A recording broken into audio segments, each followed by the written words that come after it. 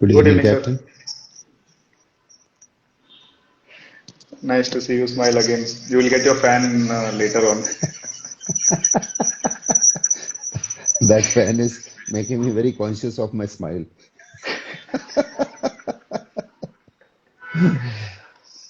I thought, Uh, Captain Bhatt was joining us, so I was ready to cheer him up with my wine. But anyway, so viewers, we Captain Bhatt is slightly busy. He'll be joining us, maybe later. So right now it's Captain U.R. Thakur, and we'll get him on board, and then we'll talk about him. yes, sir. He's sent request Aladdin and viewers, Captain Umesh Thakur. He is the present joint chairman of Sunteck Ship Management. He is the co-founder of the group and he is responsible for developing and overseeing the business within the group along with Captain Naren Bhatt, whom we had a beautiful session last night. And he is a master mariner with almost 47 years of experience in shipping industry, including 18 years of sailing experience. So today we'll learn more than what is available on the internet, and we'll get inspiration from his beautiful journey, how he founded Celandia, what all the challenges he had to face, then his journey into Suntech Ship Management, what are his plans. We will be discussing all. So let's get Captain Umesh sir on board. And sir, would you like to say anything? Your relationship with Captain Umesh sir. Good evening, Good evening, sir. sir. Good evening, Vijay. Good evening, Ravi. Can you guys see me? We can see you Yes, and we hear you can see properly. you and hear Okay, you. great. So, viewers, Captain Umesh is on board with us. And Captain Ravi, sir, can you just say a few words about him and your relationship with Captain Umesh? Thank you for coming live on Instagram. I mean, because of Captain Ravi, sir, you had to join Instagram. So it's a new thing, but I believe Captain Naren, but also he joined few days back, and now I see him, regularly posting pics, and so hopefully we will see more uh, pics of you as well slowly. Yeah, thanks. Pleasure to be here. Yeah, like you said, I've never been on Instagram. First time downloaded today for this particular event, and not too active on Facebook either. So it's been a very low key profile. But thanks for the invite and glad to be on board. So hi to everybody else who's listening here. So I think Ravi, I'm not sure you want to do the sort of intro again, or can you hear us? Can I so can you hear me? we can hear you. Is it Yeah, better okay. now? Yeah. Yeah, perfect. So can you just share your relationship with Captain Umesh? Yeah, okay. Like with Captain Bhatt, like I said the other day, I started my journey with him. That was my first ship as a third mate. He was a senior second mate in 1984 November, and then I did a sister ship in 85, 86, and then I was home for a while. Uh, for almost 10, 11 months, I got married, and then I joined a ship, and that was again a obo ship, Chickasaw. So that's where Captain Umesh Thakur was the master, and you know about 10 months leave on at home had made me kind of lazy after doing two ships as a third mate and then second mate, and I joined this ship, and I didn't know what I was in for. So the first thing you notice about Captain Thakur is his towering personality. He is 6 feet 4, and you look at him, and like I always, tell a lot of people every time I meet Captain Thakur, he looks taller than before. So that's about his height. And I am not a kind of a person who gets, impressed by many people. But Captain Thakur, is one person who has a very intimidating personality. When he's around you, you are wary of his, presence around you. Uh-huh. So, so that's my initial impression about him when I joined the ship. Uh, and I can, very proudly say that I became a very good officer after sailing with him because he was a no-nonsense master. he had very high expectations from some, his officers. And I'll also tell you a small kind of, history. That was the time of, deep recession. And I joined the ship, and Captain Thakur is the master. T.S. Gill is the chief mate with master's ticket.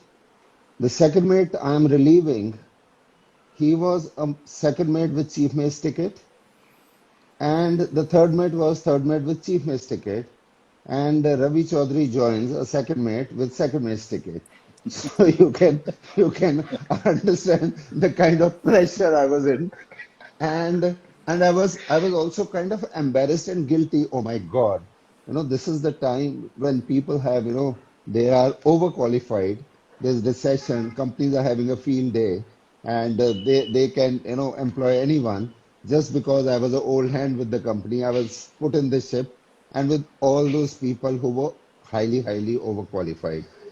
So I was, in for a very tough time, and Captain Thakur would mince no words to tell you that you are not good enough in your job, and Yeah. he did that Okay. many times. I don't know if he remembers or not, and and like I told you that during my interview with Captain Bhatt, I told you that when in those times we were the people. If somebody pointed out a mistake, we would be embarrassed, but we won't be angry or shy away. We wanted to improve ourselves and make a better person, and make sure the person before who pointed out the mistake, your seniors, before they left the ship, they had a better, opinion about you. They changed their opinion. So I would say, like Captain Bhatt, in many ways, he was a mentor for me. So was, because Bhatt was, he was a second mate, I was a third mate, different kind of relationship. But with Captain Thakur, it was like a master and a second mate. So surely, he was also my mentor in many ways. And I was good at, navigation. I was good at the deck work. Those were the days when you joined the ship as a second mate or third mate. And nobody had to tell you that, you go on deck, 10 o'clock, 10:30 in the morning, you wake up, go on deck, take inspection, ask chief mate if any inspection, tank inspection is lined up or whatever.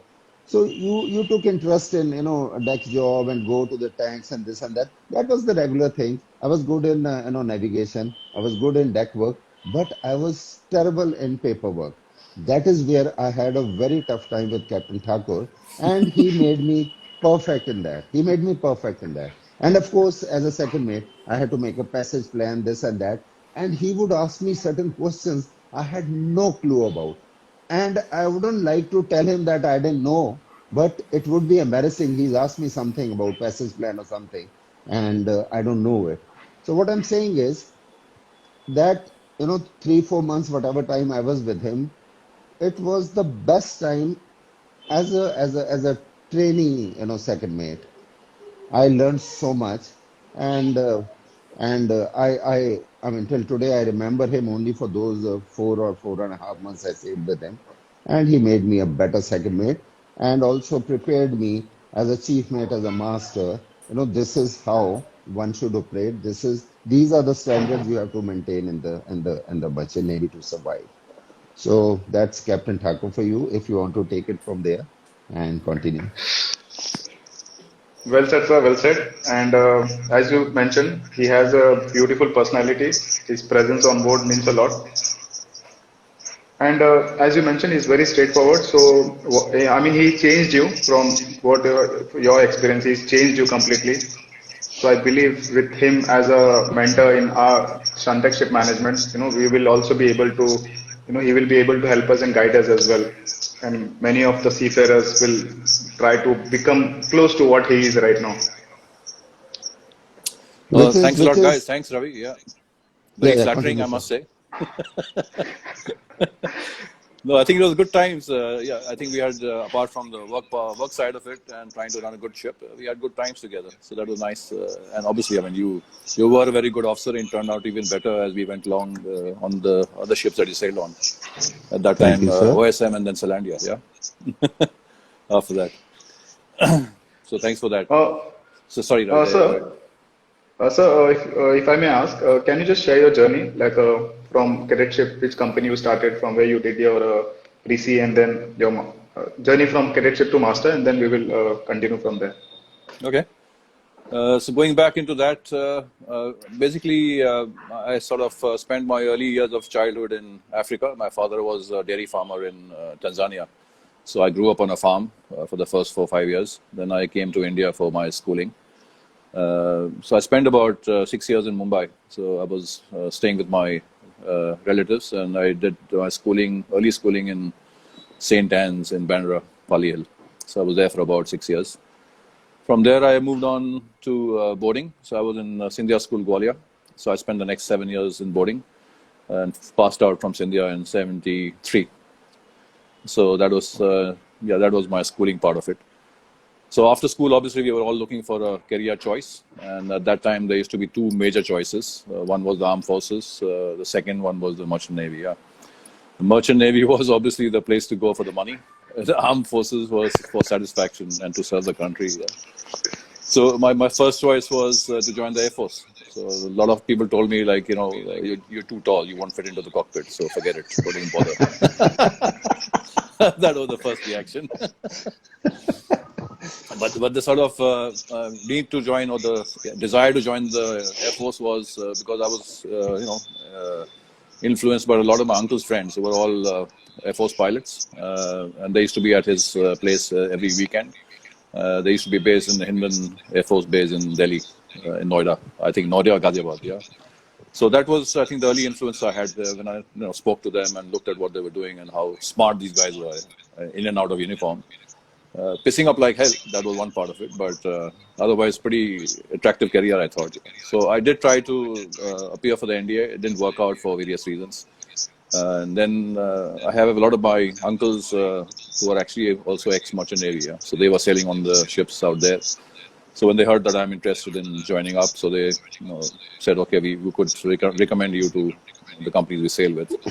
So one of them put in a word with SCI. So I did an interview with SCI as a direct entry cadet. We didn't have any pre-C batches at that time. So I did my interview with SCI and I got selected in the direct entry batch. So that was I joined the first ship in February 74. So that was the last direct entry batch, and the next batch was the first pre-C. So it was the end of the direct entry, my batch. So I think we were about 64 cadets totally, and then they put us on board in stages. So 24 went into the first batch, which was mine, and then we had another 20 joining in the next two batches. So my first ship was a general cargo vessel. I joined the ship in Mumbai itself. She was here loading for the US. So I don't know what hit me. I mean, I went on board with my little trunk. Before that, I bought my kit, and I think it was at that time somewhere in Ballard Estate, one of these uniform suppliers. I went on board with all that kit on board. First order I got was, what are you doing here? Change into a boiler suit. So changed into a boiler suit. First time I was wearing a boiler suit here. So next thing was, okay, start keeping the mask. Oh, wow. I mean, there was no introduction, nothing to the ship. Just go on the mast, start chipping. So we never climbed a ladder before. Yeah, forget chipping a mast. So with great sort of terror, I climbed this mast. Then they said, okay, you can use the safety belt. Went up there, clipped it on, and started hammering the rust out there. Yeah. So that was my first introduction to shipping as such, and my training. It got worse. The ship was here for another 7-8 days, loading the rest of the cargoes. So from chipping the mast, I went down to loading vegetable oil, and then taking soundings full of oil. And then the next thing was sweeping the holds. So there was carbon black in the holds. Next was all fully black. And just before sailing, the chief mate says, "You're from Bombay?" I said, "Yes, sir, I'm from Bombay." So he said, "Okay, would you like to go home?" So I said, "I'm not sure, but then looking like this, I'm not sure." But he said, "Yeah, if you want, I'll give you shore leave for this evening, so you can rush home and come back." So I said, "Okay, thanks a lot, sir." And I went. I took the local train, went across to Bandra. Mother was there and the rest of the family. So I rang the bell. I didn't tell them I was coming over. So I rang the bell. My mother opened the door. She looked at me and said, "What do you want?" So I said, "It's me." She didn't recognize me, full of soot, oil. I mean, I didn't have much time to go, bathe up, so I landed up the way I was. Yeah. So she got the shock of her life. So, what have you done? Where are you on? The usual stuff. Yeah. So anyway, so that was the introduction to my first ship. So then I continued with SCI, did my full 3 years training there as a direct entry cadet. So we did a couple of more general cargo ships, and then I moved on to the tanker. My last ship was a tanker. At that time, we used to have these World Bank tankers. So they were really well-built ships, full, very modern inert gas system in the works. So they used to normally trade between the Gulf and Mumbai and do light rage at, outside port limits in Mumbai, and then come alongside in Butcher Island. So that was my last ship out there as a cadet. So finished that, and then appeared for the second mates out in Mumbai. Cleared that and rejoined SCI. And at that time, there was obviously a lot of shortage of officers. So straight away after the ticket, you became a second mate kind of thing. So that worked pretty well. So became a second mate, sailed on a couple of tankers and then obos with SCI. Got down for my mate's ticket. So that experience with SCI was very, very interesting. Obviously, it was a big company, 120 ships at that time. A lot of, I would say, different traits you picked up, working with the different masters and officers on board the ships. But one thing that stood out for me was I saw the mates on board who were really suffering most of the time, trying to get work done with the crew. We used to have 45, 50 crew on board, including officers and ratings. So that was a huge compliment. Most of the time, she also used to be pulling his hair out, trying to get the crew to work here. So there used to be, before any work started, they used to be bargaining here. How it's going to be done, how much overtime you're going to get, and all that. Yeah. It was like unions, strikes on board every day kind of thing. So that really sort of scared me. Like, this is going to be like crazy. Once you become a mate here, this is what you're going to face. So that was, I think, pretty surprising to see that going on board the ships. But it was normal, and I mean, everybody was used to it. And on the other hand, you also saw officers relying on mainly the cadets actually, and the chief engineer relying on his Panchu, fifth engineer, to run the ship. Yeah. So you used to have a situation when the deck cadets were running the deck side totally. The engine cadets and the Panchu used to run the engine room fully. Like, you're doing major operations like loading and discharging and tank cleaning and all that. There was no officer in sight. They were all sitting in the cabins or sleeping or ashore. So that was scary again. I mean, you're leaving a ship like that in the hands of these inexperienced people. There's no way to do it. I mean, in today's times, you can't even hear of anything like that happening on board ships. Yeah. So that was the culture in SCI. I'm not sure in other companies, but I believe it was the same in Great Eastern. Same where cadets were running ships and engineers, same fifth engineers and cadets were running ships the other side. So that's not, it was a great experience because you had the full authority to do everything, but without responsibility. If something went wrong, it's like somebody else's baby, not yours. You're just a cadet. And nobody could point a finger at you. And we did have incidents, lots of them. And obviously the responsibility was of the captains and the rest of the guys. So you got away with a lot of things. You learned a lot at that young age, there's no doubt. So that way it was a great training ground. You learned a lot of things, and then you also learned what to unlearn in the future. There were so many things done the wrong way. Yeah, that's very true. Yeah. So after that experience in SCI, I got my mates, and then I said, it's maybe time to leave because I don't want to become a mate in a situation like this. So I said, okay, let's move on. At that time, there was this rage, like, let's join foreign companies. So we started looking around and said, okay, all my friends, batchmates, after we passed out, said, let's start looking around. So there was this company called Uniwan, the newly formed ship management company in Hong Kong. So they had an office in Nariman Point, and they were advertising. They were looking for officers to come over and join. And that time, Uniwan also was a new startup kind of thing. And they were finding it really difficult to get officers on board ships. So I applied, went to the office, and without even leaving the office, they said, okay, join tomorrow, kind of thing. So join tomorrow. So I accepted, and I went across, joined my first ship with them, a second mate. That was in Singapore, ship was on dry dock. So went across there. And not a very good ship, in bad shape, old vessel. Didn't really matter as a second mate because you didn't really have to worry too much on the maintenance and other critical operations. So we sailed out, and a couple of weeks later there was issues on board. The captain sort of had to go home. They didn't have a master to replace him, so they promoted the mate to master. Then they were looking for a mate. They didn't get one ashore. They said, okay, let's promote the second mate to mate. So after doing But 2 years in SCI, 1.5 years as second mate, cleared the exam, and then came here to relax as second mate for some time before going up the ladder. Didn't work out, yeah. So within 2 weeks, you were mate on this lousy ship with so much work. So you shoved in there as a mate. Didn't really want the position, and then obviously you did the job. You sort of learned as you went along. So Univan again was a, I think, company with. I would say the style was very different. They used to just leave it to everybody on board to run the ship. They didn't care how it happened. You run the ship, period.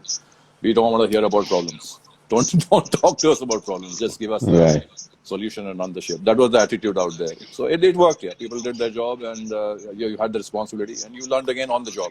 There was no background training. There was no experience that you could rely on. You were just shoved into this position, and you did your job. So that's another thing I noticed. I mean, as time went by, that you were shoved into a position to do your job. Nobody really helped you do it, and you didn't have any background to rely on, which is bad, because as I grew myself in my career, and also in the post sort of shore side positions, I realized that without any experience in your background, when you're in a situation you're facing on board as a chief mate or a captain, the decision is yours, yeah, and your promotion has been so fast that you've got nothing else to rely on except the current situation. There's no experience you can rely on. So asking for fast promotions or getting into a situation when you're promoted too fast, it's a disaster. Yeah, you have to have enough experience in each position before moving on to the next, because otherwise you're just trying your luck. Yeah, learning by fire kind of thing. So that's what I used to tell all our officers later when I sort of came ashore, and we had a youth pool of seafarers that we used to put on board our ships in Zealandia and other places, that don't push for promotion. Only ask for it when you're fully ready. We can promote you tomorrow. You have a ticket. That's fine. It doesn't really help if you're not ready for it. So don't ask for it unless you're ready. I think it's very critical, because once you're there, it's only one chance you get. You can't really call somebody and ask for help. So that was my experience with Univan. I did 4 years with them. So I was there for 4 years. I also got my command on the same ship I had sailed as a mate on the first trip. So I got my command in '84. Then I left my last ship. There were some issues, basically personal issues. So I was trading in actually Brazil itself. So we used to do lighterage operations from offshore oil fields to Campos and South Sebastião in the south. So the release were really getting delayed a lot, and finally then I sort of resigned and left Univan. So I came back, and then I wanted to switch companies. So in the meantime, a lot of the senior management in Univan had left and started OSM. So if you remember the names, there used to be Mr. Saluke and the rest of the guys, that team. Saluke and Banerjee. Banerjee, yeah. So they had started a company called OSM, and again they were looking at mostly the OSM, the Univan guys to come and join them. They wanted that kind of setup where the old hands were coming back to them. So again, I went to the office, met Saluke was there. And in fact, the story is a little different. I went to join Singer Lines at that time. So Singer Lines, I went to the office, I had given my documents, and I was supposed to fly the next day. I was coming down the steps, and Mr. Saluke I met in the lift. He said, "Hi Umesh, where are you? Like, what's going on?" And all. So I explained. I said, "I just left Univan. I'm joining Singer Lines, and I'm leaving tomorrow." He said, "Come, let's meet." So we went to the OSM office. Mr. Mathur used to be there. So went to the OSM office, sat down, had a chat with him. So gave him the background, this leaving for so-and-so reason and all that. Okay, why don't you just go and tell them you're not joining? You need to fly out tomorrow to join one of our ships. so I said, I can't do that. I give him my passport. All my documents are there. There's no way I can go and say, no, I'm not joining. He said, I don't care. You just go and do that. So I was very hesitant, because that's something I never wanted to do, give my commitment and then say, okay, I'm not joining. So there used to be Captain Wadhwa and Singer Lines at that time. So, after all this convincing from Mr. Saluke, I said, okay, let me give it a shot. Yeah. So I went up. I went back to the office and I said, sorry, Captain Wadhwa, but I have an issue. I need to withdraw my passport. As usual, I've got some big problems. They said, how can you do this? You're flying tomorrow. People are waiting for you on board the ship and this and that. So the usual spiel. Yeah. So, I lied. I said, I've got major problems. I can't join. So he took my passport and threw it. I said, okay, get lost. So anyway, I got my passport back. I went back down, gave it to OSM. I said, okay, I'll fly tomorrow and join this ship. Yeah, so that was the first ship in OSM. So I joined the ship in New Orleans. It was an oboe. And it was one of the split oboes, right? So the split class oboes built in Yugoslavia.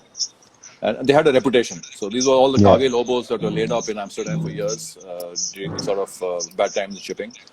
And they were reactivated by OSM. So the main job OSM at that time had was to reactivate the cargo lobos.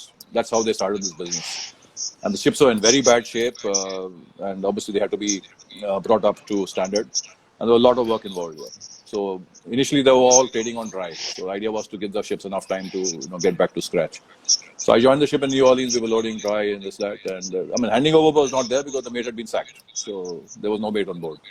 So the captain was on board. So I went up and met him. He said, okay, yeah, welcome on board. And we actually finished loading 3,000-4,000 tons more than normal because there was a lot of ballast that we managed to get rid of. Yeah. And then the owner started shouting that, what the hell's going on? It's been 2 years since the ship was running and we've never loaded this kind of cargo. We've already loaded 3,000 tons short. How the hell did he manage to load 3,000 tons more? So that was another problem now. How to explain to the company or to the owners that ship was loading 3,000 tons less all the time? So that became a major problem. Yeah. Anyway, so captain said, okay, we've loaded it, now we're going. So then I think this was the second voyage, so second or third time in New Orleans. This is what happened. And then talking about Naren, so the second mate was signing off, so we had to get a new second mate. So I was on deck with my dirty polo suit, torch around my neck, and I was on deck and I saw somebody walking up the gangway. Hep character, long hair, sort of rucksack in the back kind of thing. I got corner up again, so I continued with my work. Later on, came to this is the new second mate. So I went back to the control room. So he came down and said, "Hi, I'm the new second mate," kind of thing. And I got chalo, welcome on board. This that, yeah. So that was my first introduction to Naren. Like I said, Hepcat, not a worry in the world. I'm on board, kind of thing. So that was our first introduction to each other. I was mate, he was second mate.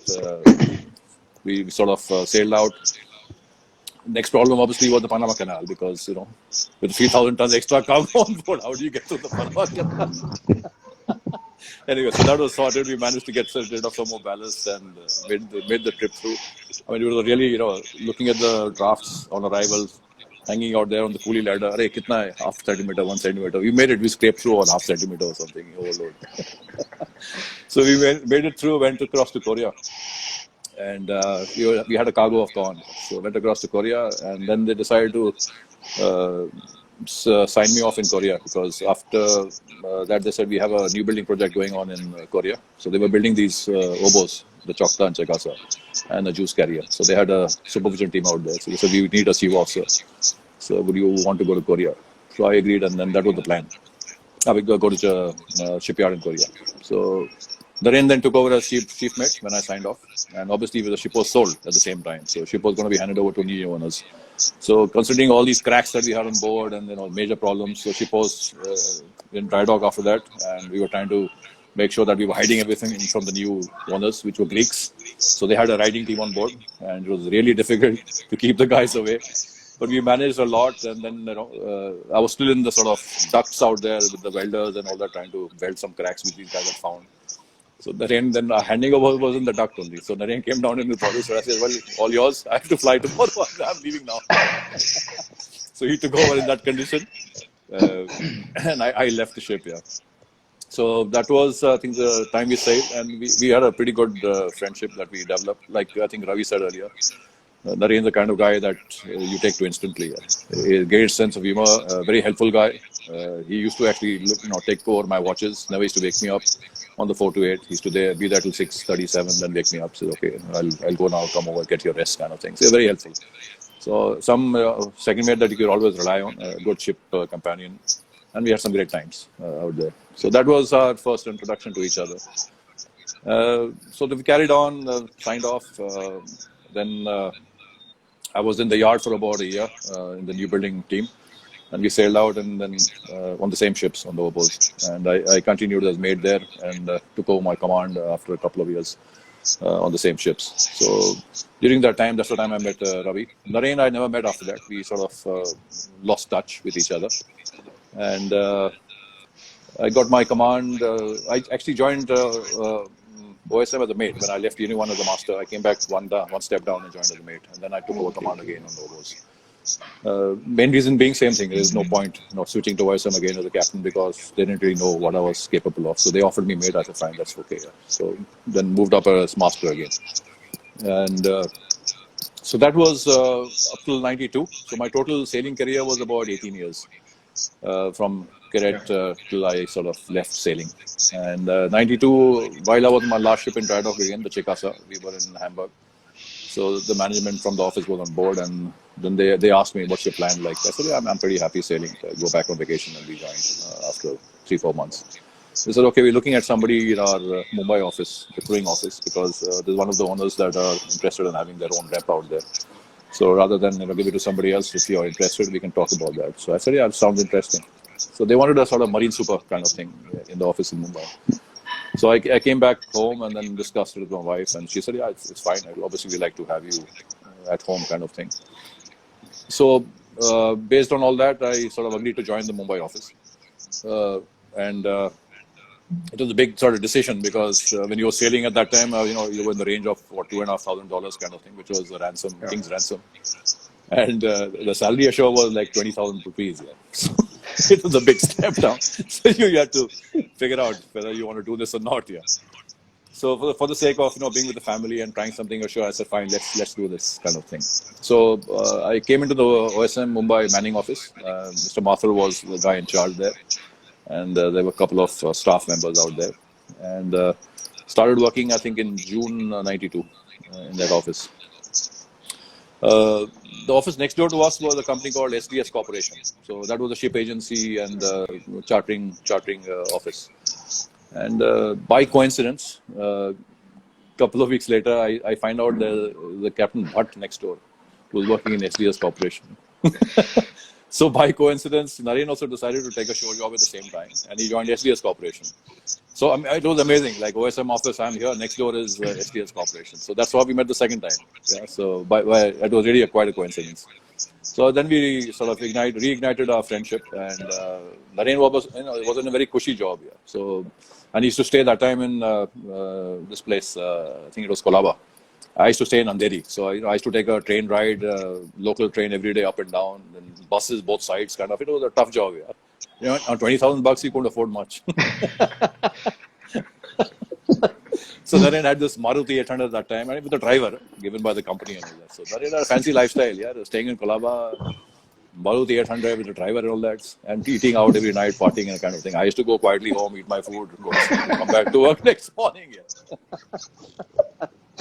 So anyway, it was good fun. We met up a couple of times when I could stay away in town after work, kind of thing. We had a great time. So while all this was going on, then we kept talking. Kuch karna chahiye apne. We should do something on our own, kind of. What are we doing, lending over here, kind of thing. So we say, yeah, we should. Let's see what happens, what opportunity comes, kind of thing. So I think it was 1.5 years I was in the Mumbai office, and then OSM sort of in Hong Kong had a little crisis.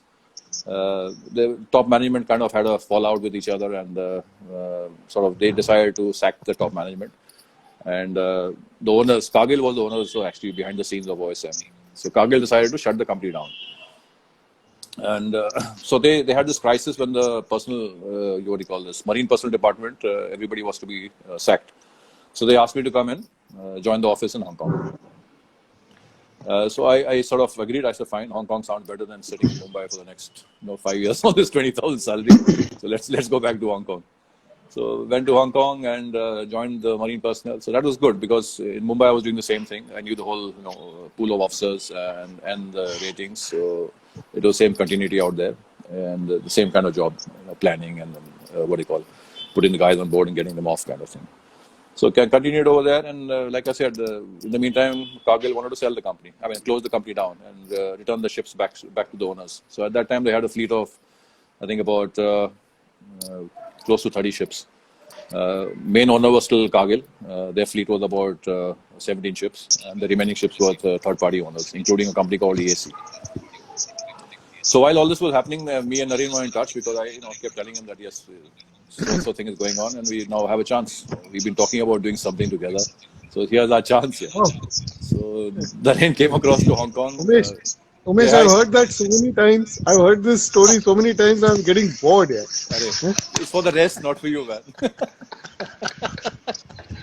नहीं, बोल. I hope this is not too much of a surprise to you. You may go into depression and start drinking. I Please haven't don't started do drinking that. yet. Like, I'll wait for you. Are you home already? Not yet. No, I'm at home, but my Okay. dog's not been doing. He's not doing too well. So Okay. that's the reason at that time I couldn't join. Okay. Right. Cheers. Yeah, go ahead. Sorry, Cheers, Umesh. guys. Yeah. Yeah, go ahead. So Naren made a couple of trips to Hong Kong. We were building up our strategy, how to do things and this, that. So finally, behind the scenes, we decided that, okay, in any case, the ships are going back to the owners. It's maybe time to start poaching some of the business out there. Yeah.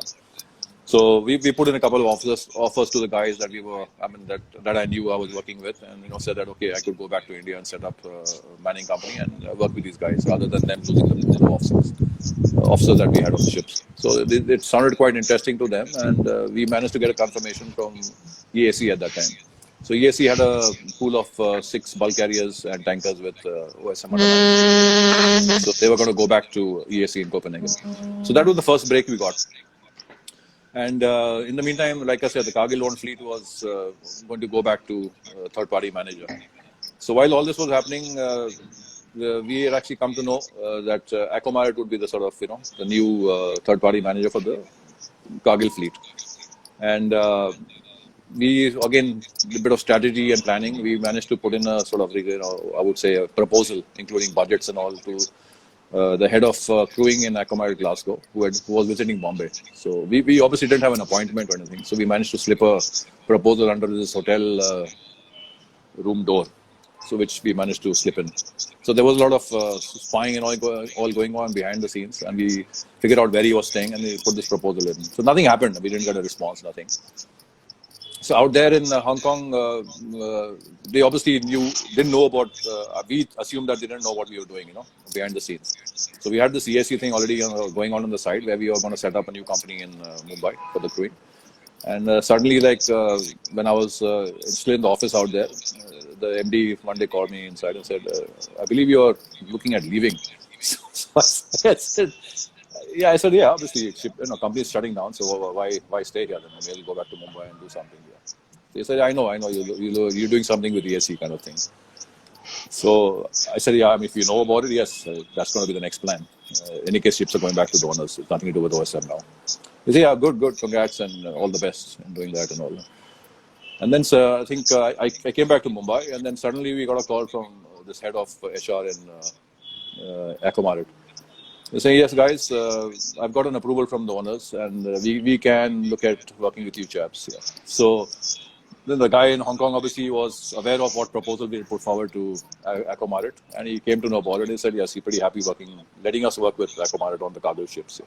So that's how this three-way joint venture started, which I heard Naren describing in his chat. Yeah.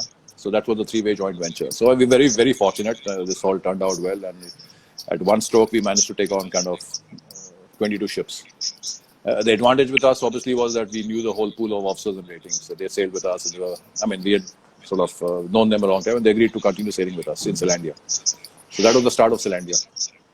I think a lot of things go down to being at the right place, right time, in life in general. So everybody works hard. Everybody sort of tries the best in doing what they are doing.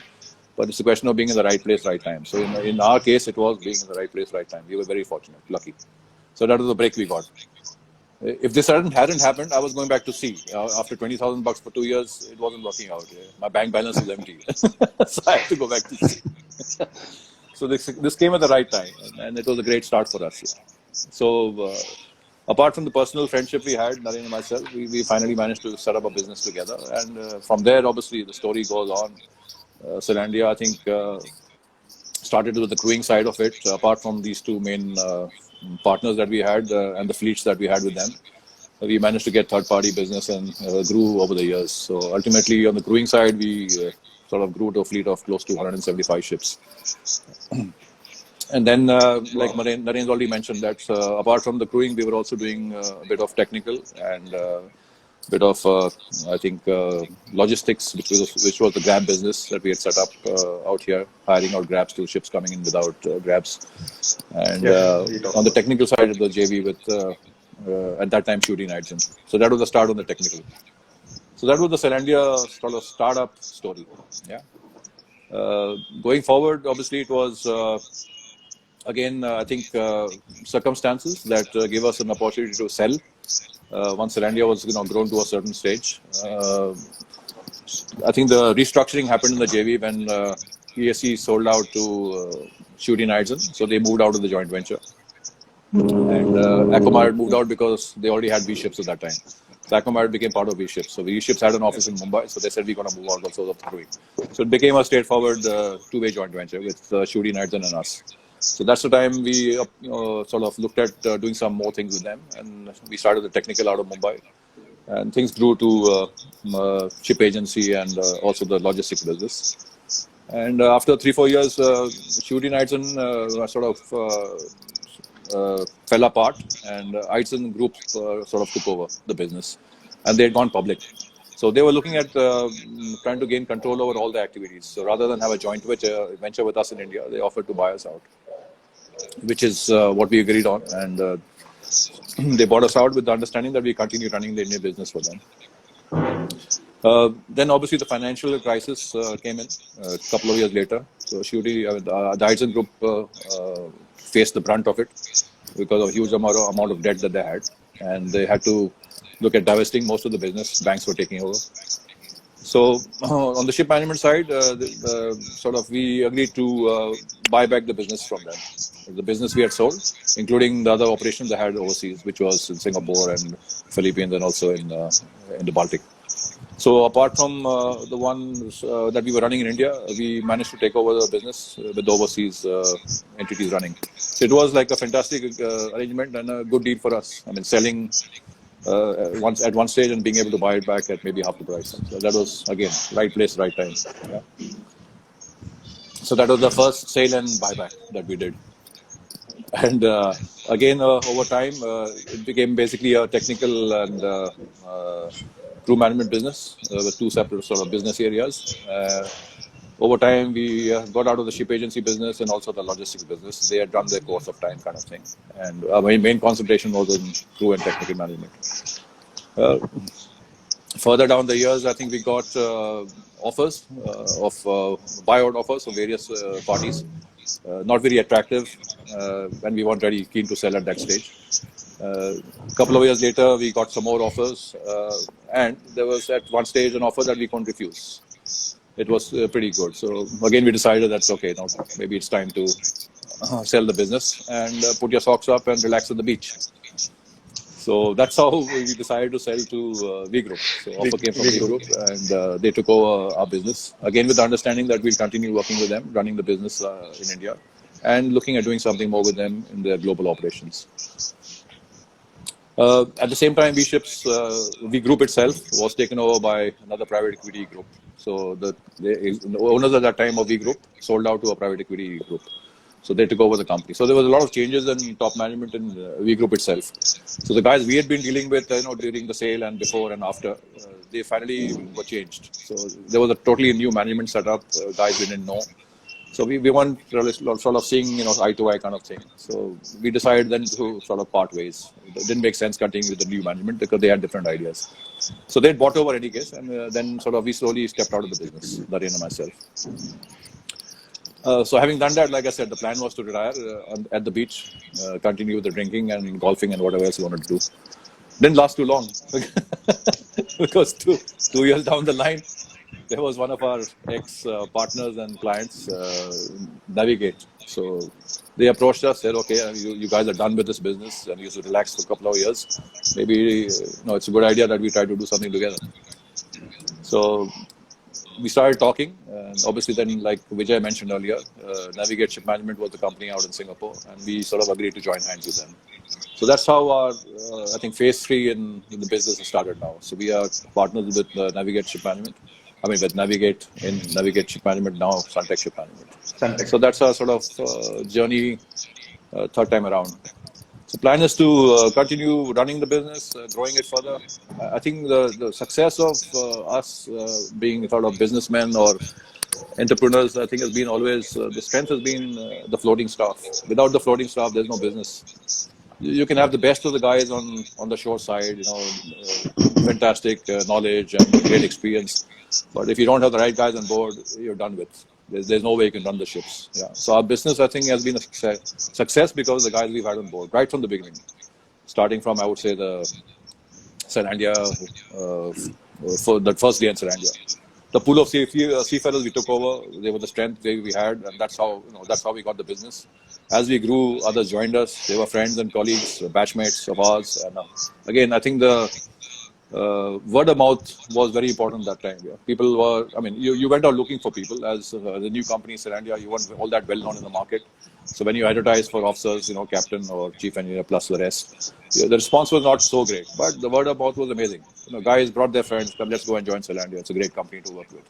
So I think that was our USP at that time, and that was our strength here. So as we kept growing, more and more guys joined us, and the same guys continued for years here.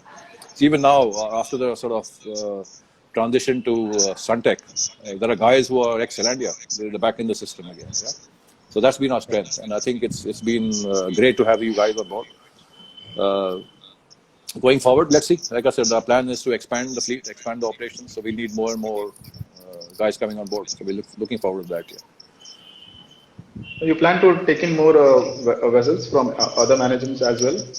Yeah, that's right. So on the business strategy, like I said, the plan is to grow. So one is internal growth. That depends if current clients are like ordering more ships or buying more ships. But then the idea is to market ourselves and approach third-party clients too. So that's what we are doing at the moment. Things are a bit slow because of COVID, obviously. The companies also slowed down and the plans are slowed down. And nobody wants to make changes in this environment because it's not all that easy to change managers or get crews on board the ships for new takeovers. So things are a bit slow. But we're working on various angles. Yes, sir. So, Captain Ravi, sir? Basically, coming back to, people who are working on board, I just want all the viewers to know what are your expectations. Like I had asked Captain Bhatt also, I want your viewpoint. What are your expectations from the crew and officers on board, and what do you kind of feel they should be doing on board, and your standards of operating on board? पर तूने मुझे ऐसे serious सवाल मुझे नहीं पूछे साले. See, the thing is, when I like I mentioned about half an hour ago, my relationship तुम्हारे साथ different है, we were kind of second mate, third mate, but with him I was second mate and master. I cannot be too pally with him. I maintain that slight line of. तू भी सब serious ले लेता है. तो है ही पंजाबी है ना, वही सब सीरियस ले लेता है. कितने पैग हुए? I also have to mention here one thing. Both you guys, you may be very smart, clever, shrewd in your head, best businessmen, entrepreneurs, and masters on board. But when it comes to individual personality, you are poles apart, So with you, I can talk in a different manner, but with Captain Thakur, I can't. Yeah, but following up on that, I think the main reason our partnership has worked and friendship has worked is because we both have our own. If I get a phone call, my bloody thing mutes here. So I don't know how do I. Anyway, I can't hear you here, Vijay. Sorry. So just let me go off and I'll come back again. Yes, sir. Yeah, okay. That should do. So coming back to the point, your expectations from your crew and officers on board. Sorry, was that question for me? I can't hear you. Yes, Captain Thakur. Yeah, yeah. Can you hear me? Yeah, now I can. But you're very muted. Yeah. My question again about your expectations from officers and crew on board. I think expectations are basically, everybody does their job to the best of their capabilities. That's the whole plan. We run the ship as a team, from the shore side and from the ship side. Yeah. Nobody wants incidents. Nobody wants a problem aboard the ships. So the idea is to run the ships as a team and to the best standards possible. That's what the owners want to. So if we manage to achieve that, I don't think we need to worry too much. Yeah. Okay. Well said, sir. And now I would ask Naren Bhatt to talk about his relationship with Captain Thakur and. Sorry. your relationship with Captain Thakur and how kind of, I mean, we know how you worked it together and अरे reached यार, we wherever are you in are. love यार. To you don't understand this. We are in total love यार. Yeah, I Relationship know ये it's क्या? like a it's like a husband and wife, thing. One guy is serious, the other guy takes over who's kind of, I know, jovial I know and what you mean. You see, our relationship actually in reality started in 85. He was mate, I was second mate, and we used to have, even those days, we used to laugh a lot Yeah. on the silliest of things, even the most mundane of things, and we could just, refer to that and laugh. So our relationship began like that on ship in 1985. And I think 1995 onwards, to a very large extent, it continued the same way because we used to have our first office was, what, Umesh, 300 square feet? Yep. The business center. We 300? rented 2 cabins. Yeah. Rekha, Rekha.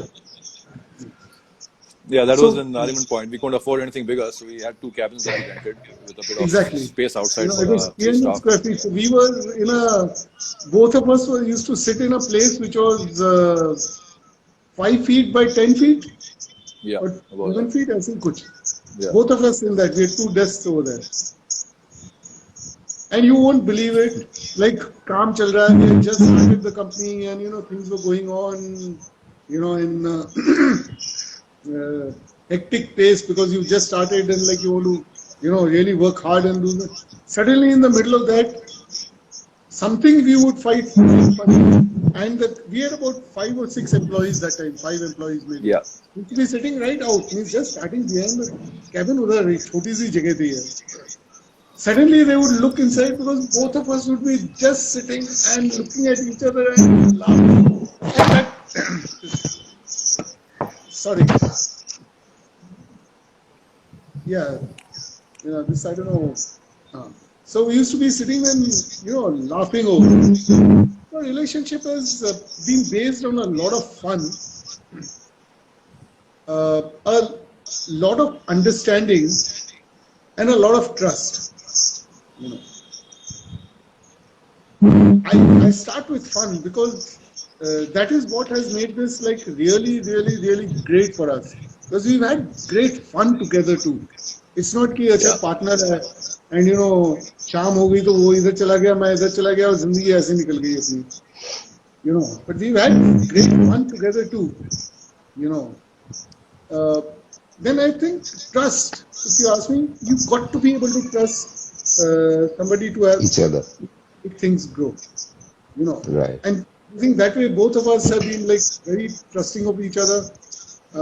If you really look at our personalities, I mean, we've understood it ourselves. We are 180 degrees apart, but somewhere we found common ground that is impenetrable. That common ground has been such. It's such a, because see, usually what happens in partnerships and in business and in the world. If you have 2 guys who are partners, yeah, and they will obviously have their own friends and circles, and there will be some overlap and stuff like that. There will be situations where some guys will come and tell me something, and some guys will go and tell him something because people can't bear to see a successful partnership. Right. But our partnership has withstood everything. Everything. So that's my, in a nutshell, my relationship with him. And he's a good guy, यार. अपना यार है वो. तेरे जैसे वो यार है वो. Likewise, man. Yeah, because I mean, coming back to your individual personalities, I mean, you are a kind of a person, doesn't matter the other party, serious, sad, or whatever, you will bring that person up to your level and chat around and, joke around and, uplift the mood, etc. But I'm a kind of a person like with you, we talk nothing but crap, and keep laughing. But I don't think, but same way, if I'm with a person who is, slightly serious, I can never joke around, So, but I think with you, it's always, you bring everybody else to your level and, chat around. So that's why, I say when I'm talking to Captain Thakur, I don't think I can ever be as, friendly or pally or jovial as I'm with you. Give it a shot. Yeah, exactly. Exactly. You won't Yeah. know till you try. Remember, this is one of my mottos, by the way. You won't know till you try. So you give it No, a that's shot, all then right. whatever That's they all right. say, give But it a shot. You never there's know. also, it's like, something like you meet a person for the first time in your life, whatever you carry about that person in your head, the impression that carries on all your life. So my impression about Captain Thakur is no nonsense. Don't be too pally with him. Zyada joke nahi, apna kaam karo. That's it. And do a Right. good job. अरे मेरे साथ क्या nonsense ही nonsense कोई मैं यही कह रहा था ना ये जिंदगी नहीं. ऐसी देखो Umesh see this is the respect I get for having trained him on the land of peace. Yeah. मैं कह रहा मैं कि वही ये मैं बोलता हूँ तो ना.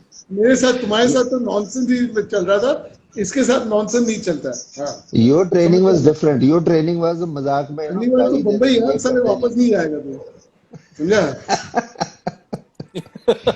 It's time to have another seminar in I Chandigarh. know. Yes, please come. So, Captain Vijay, anything? anyway go ahead Umesh I think it was Umesh's this thing also about the relationship you know Yeah, No, I think, like I mentioned earlier, we sort of complement each other, right? Different personalities, where one fails, the other sort of have.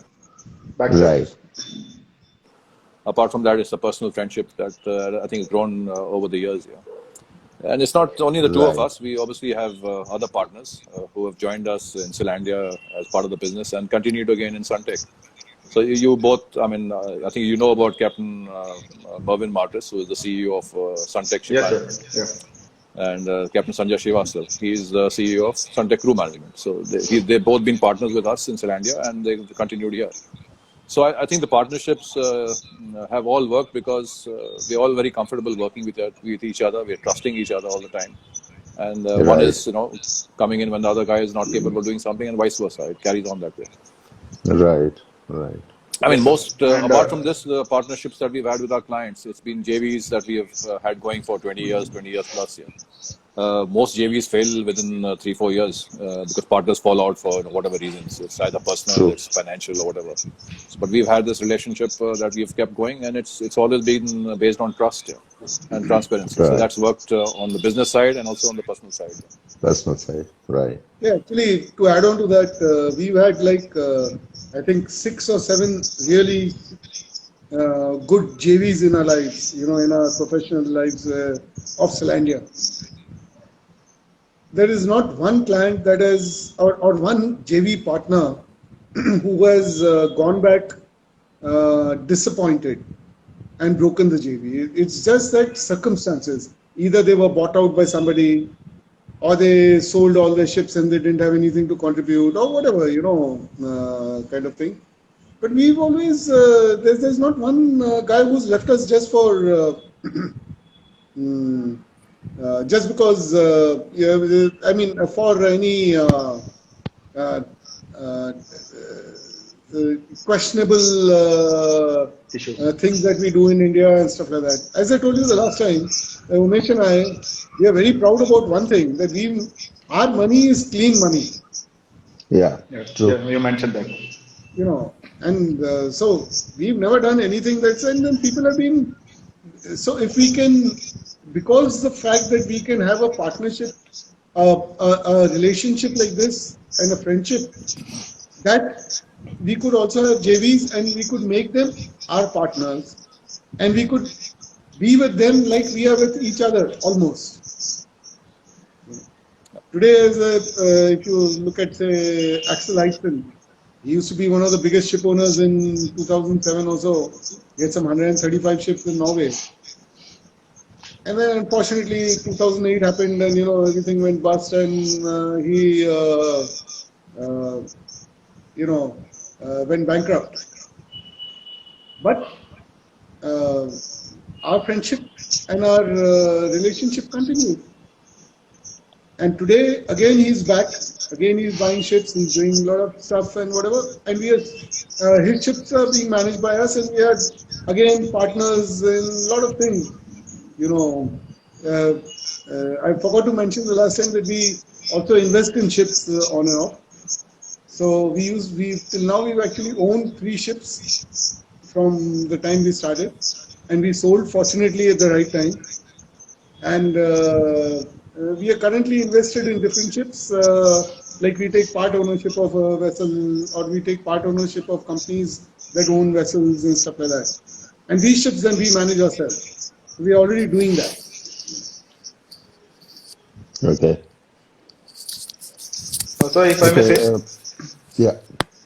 if I may say that, you, Captain Umesh and Captain Naren have a very long history behind them, and we already heard Captain Naresh's journey, and today we are lucky to hear from Captain Umesh.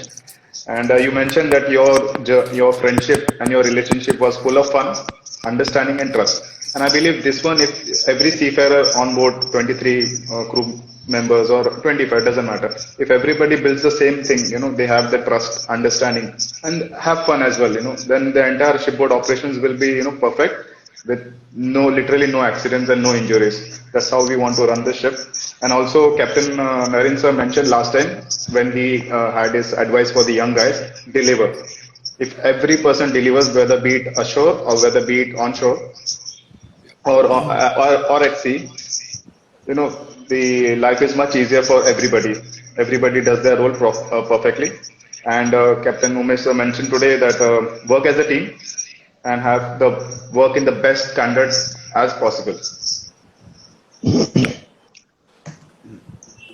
Yep. Yeah. That's you summed it up very well. And of course, the fact that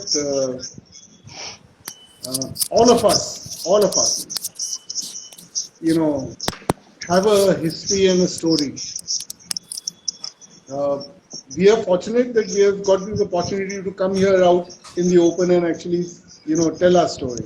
Everybody has a story. Everybody's story is extremely interesting.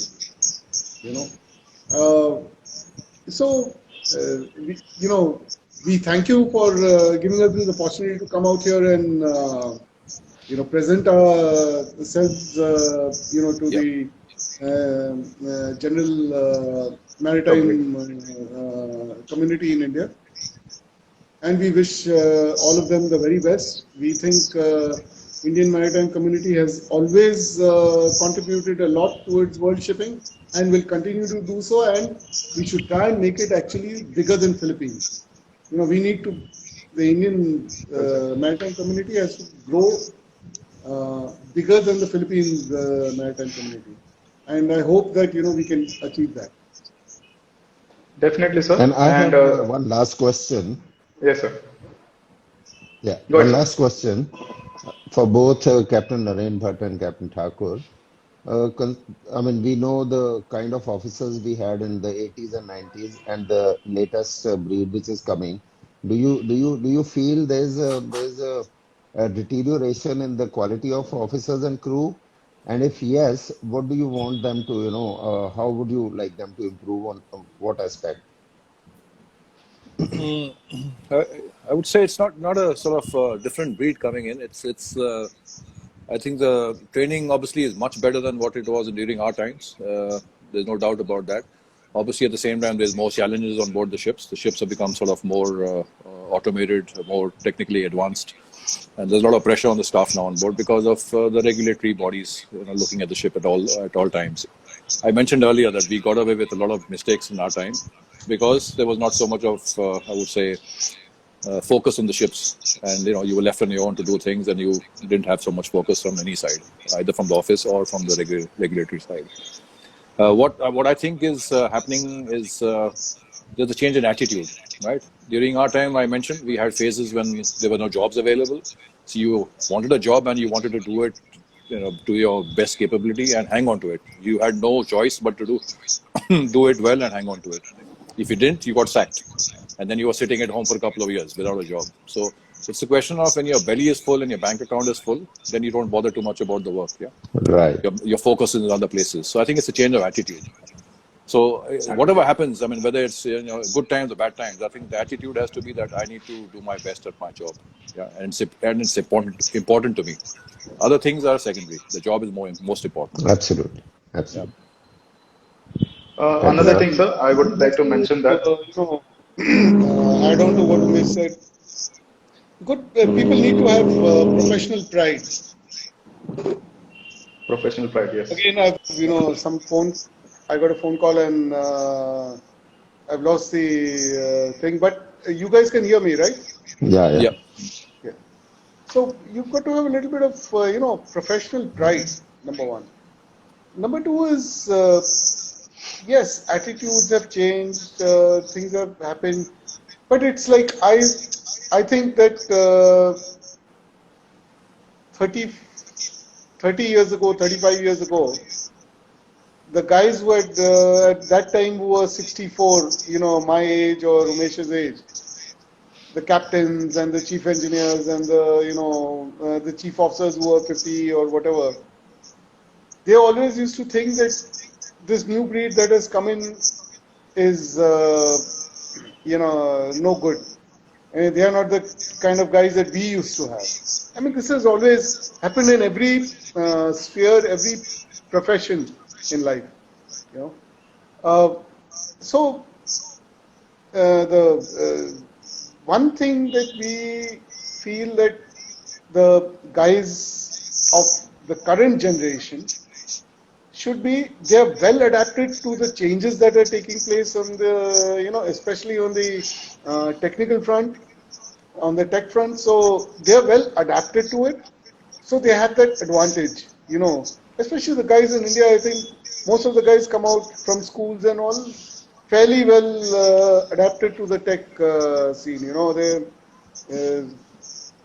All they need to do is that, yes, they are suited for today's environment because of this adaptation to tech. But that's not all. There is a physical side to shipping. Shipping is, sailing on a ship, in my opinion, is probably one of the most dangerous professions to be in. Why I say this? Yes, now you've got GPS, and you got everything else with you.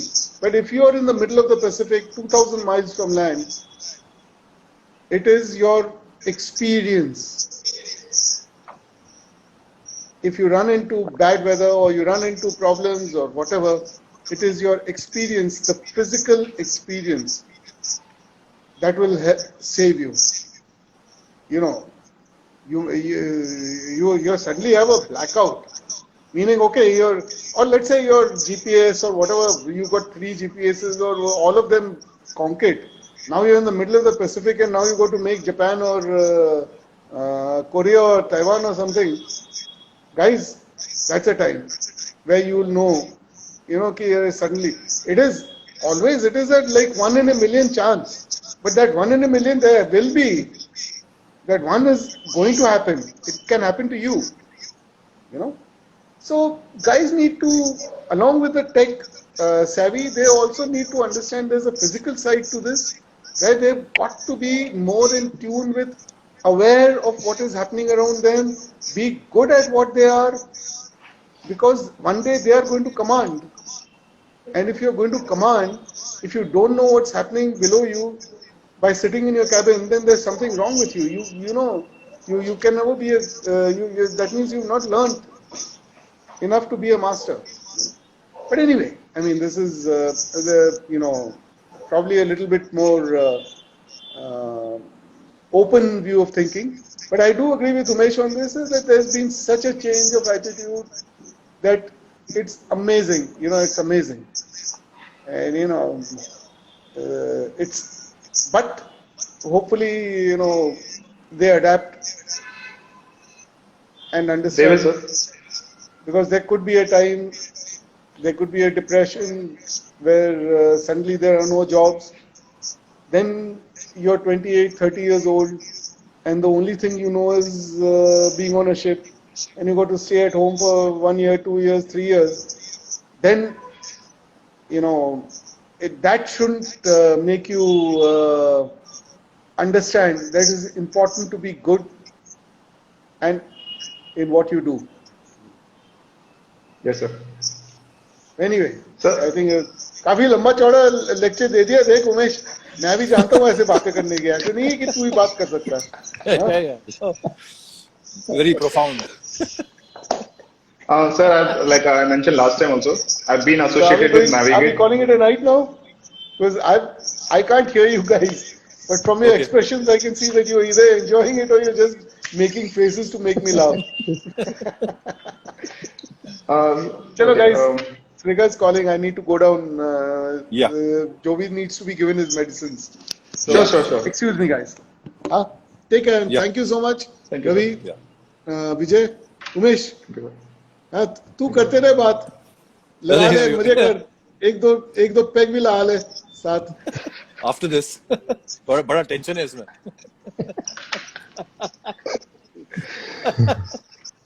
So there should Okay, not be any alright. tension. They're all kids who are watching, and No, I'm sure all the kids, the girls and boys, and even officers who are listening to you, they are learning a lot.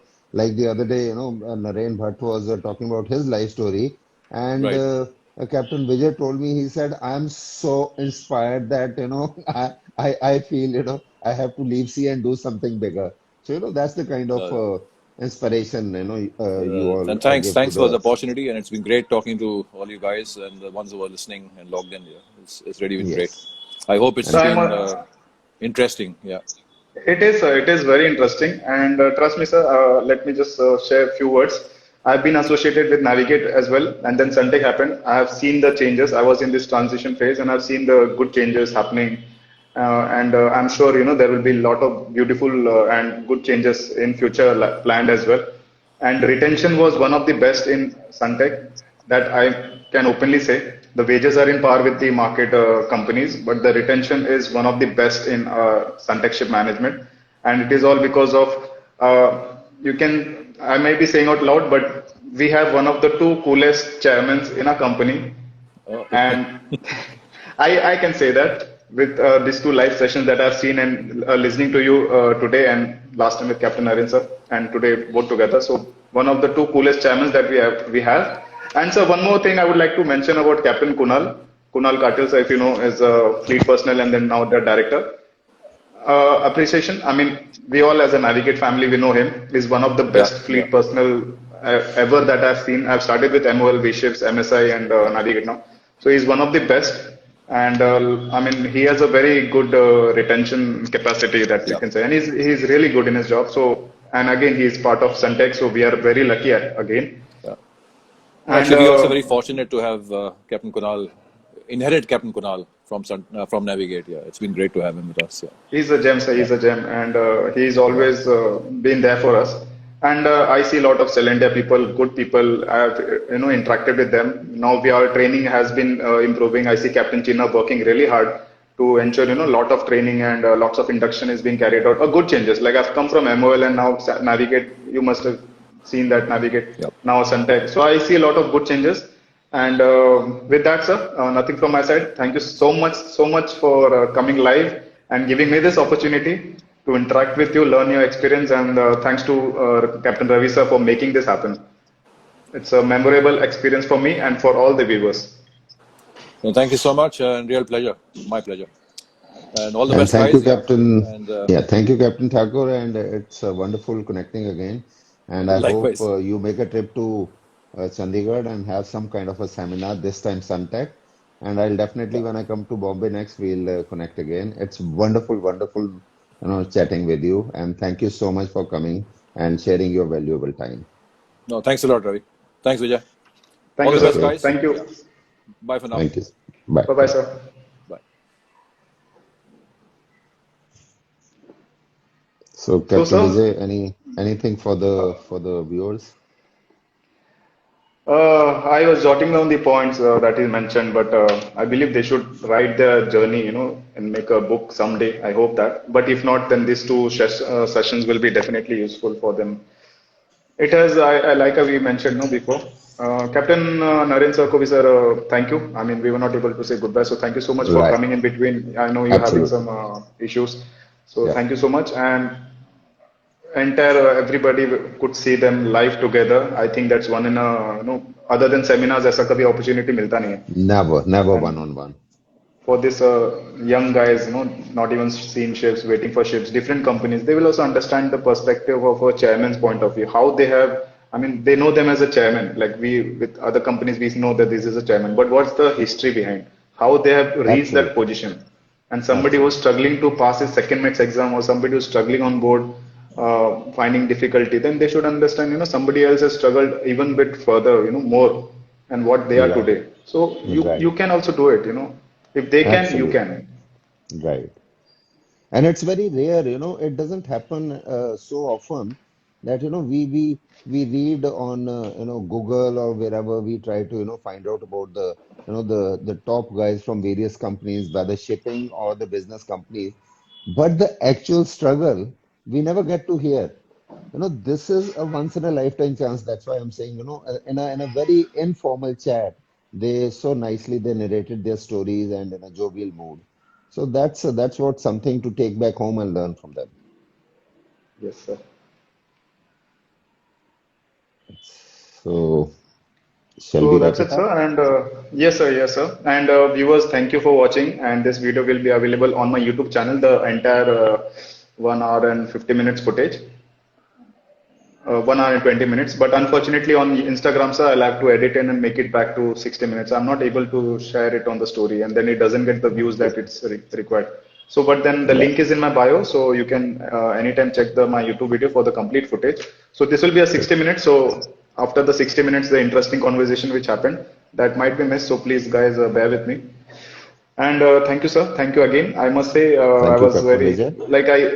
like you mentioned, Instagram. I'm doing a lot of things, and this is one of the best takeaways that I have. That I got to get in touch with you, as well as various other captains. But then arranging these sessions, I would say kudos to you, sir. It was possible only through you. I just want to contribute to the shipping industry, and what a best way to do it through you. You are so proactive in all these things. That's the best thing about you. You never say no for anything. Thank you. Thank you so much, sir. I mean, we could have done Thank this, you. just four of us also we could have done, but getting them on live and doing it in front of Right. everybody. So that was really, I think, one of the Right. best things happened on Instagram, I would say. And So and thank you I so. I must I must thank both of them. Just once I told them, and they were agree to do it, and imagine how busy these people are. I mean, they are managing hundreds of ships and their families and other things, but they still never said no, and they came, they spared the time. So I'm so thankful to them. Thank you. Yes, sir. I was also surprised kind of because they are businessmen, they have like so busy life, uh, you know. But coming to Instagram, I mean, they don't need Instagram to be honest. First they had to open an Instagram account. They were not on Instagram. So we made them, open their account and then come here, teach them how to, start it. And it's I'm And that really learning touched, attitude, sir. for their gesture. Yes, and that they're still, I mean, learning attitude, they're still learning that Instagram thing. And so it shows how they are open to even learning it now after achieving everything Absolutely, that they can. absolutely. And for And the friendship they have kind of, done it for me. I'm so glad and so thankful. that is the, I mean, I'm speechless to be honest. I can't, I Yeah, mean, I can go absolutely, on and Captain. on, but I Right. would say it was one of the best things that has happened getting them because they don't need to be on Instagram. I mean, we are nobody Right. compared to what they have achieved. I mean, they don't need to come on Absolutely, Instagram, absolutely, but still coming absolutely. for the guys and sharing their journeys. I mean, it was one of the best Right. things that happened. So, thank you Right. again, sir. Thank you again, and Thank you. we'll have more interesting sessions, maybe some other Yeah, topics, something definitely. else. So, Definitely. Yeah. all Okay. right, sir. Chalo, sir. Good night, Thank you. Bye, everyone. bye, sir. Bye. Bye. Bye, bye.